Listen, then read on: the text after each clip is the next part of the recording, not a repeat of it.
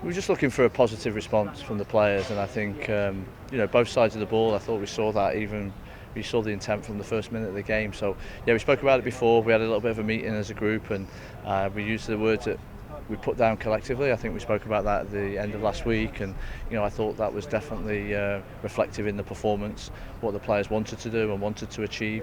And the big thing for all of us was the response was a positive one, and we were pleased with that.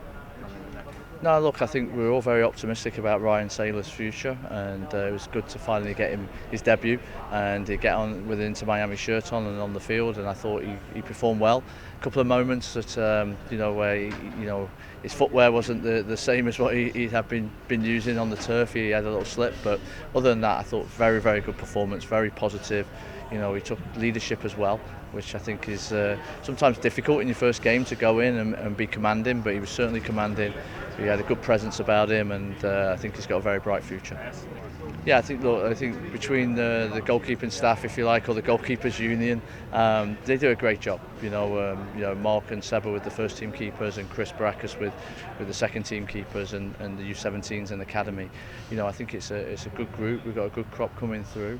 I'm really pleased for Andre. He's been waiting for that moment for a while, getting his first clean sheet there, and he trains hard every day, and he took the most of his opportunity. And we'd always talk about players getting opportunities. You never know when it's going to come, and you never know when your next one's going to come. So, for Andre to come in, perform very well, make a key crucial save, we're really pleased for him. But I think it's just a testament of all the goalkeepers in the club supporting one another, pushing one another, and being well coached by all the staff.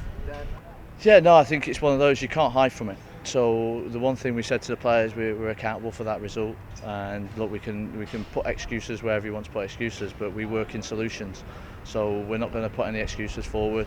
We want to find the solution. So we went proactive with it. We dissected the game a little bit and spoke about some of the goals where we felt were preventable, and some of the other, passages of play where we need to do better at. And we didn't hide from it. So we highlighted that, and then we put it to bed. And now it's about focusing on Cincinnati, and we did that early in the week, and so that was history. All we can do now is control the future and focus on what we can do to get better and get ready for Cincinnati, and that's what we did. So we spoke about being successful on the road was kind of the theme of the day, and the guys collectively come up with different strategies from tactically where we spoke about it, so everyone's on the same page. And then and then how we can prepare maybe a little bit better, or what lessons did we learn from last week, and that's how we approached it. And so it was a proactive approach, and one that we felt paid dividends on Saturday. No, it's great because their memories are sure that they're on to the next thing. I embrace doing that with players, and I think the whole coaching staff does. We know that's part of our teaching these players to be pros. That's really where we're at. Yes, they're in a professional league, but most of the young players need to be taught how to be a professional player. They've been taught soccer really well, and they come up with a good soccer education from within the academy. Now it's that next phase of getting ready for the MLS. So it's teaching them how to be pros, and that's what we spend our time doing. And in everything that we do, and the one thing we talk about is standards, and making sure we have high standards in everything that we do, whether it's on any practice activity, whether it's in the gym, anything that we do, we want high standards from the players. Yeah, I think you want to prepare in your own comfort, so your own house sometimes. So I think again, from our perspective, sometimes we'll train on turf before playing on turf, sometimes not. I just think it's getting the feel of knowing your group and understanding where your group is, and there's a lot to be said for making sure you're in your own familiar surroundings. Going into a game, again, we prepared well for New England last time, and I expect we'll prepare well for New England this time. Obviously our focus is on the second group and making sure that we're prepared for the game on Sunday.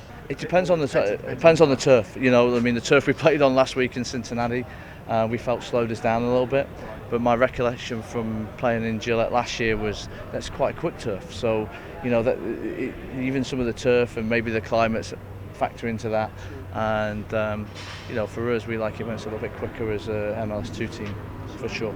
No, I think, look, we know what the standings say, but I think we're just focused on the process, and our process right now is a weekly process because we haven't got that correct yet. So it's very important that we keep working on how we're going to prepare for games, whether it's home or away, what that looks like, how many days in between. So we're just focused on our own process to make sure we're prepared as best as we possibly can for the players that will play on Sunday. I think it's excellent. I think it's really, from the coaching staff, we're very appreciative of the club allowing us to travel on Friday.